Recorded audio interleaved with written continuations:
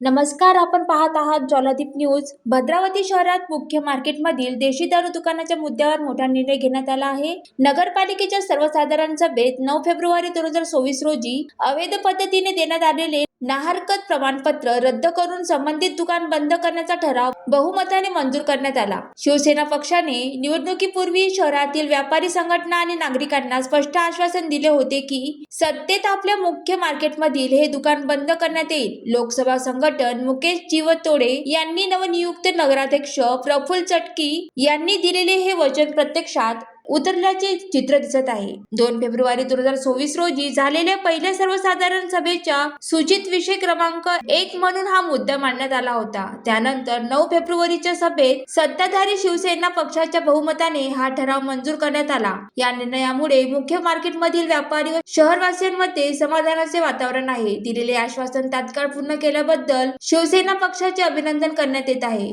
ज्वालादीप news साठी सुनील देदावार, चंद्रपूर.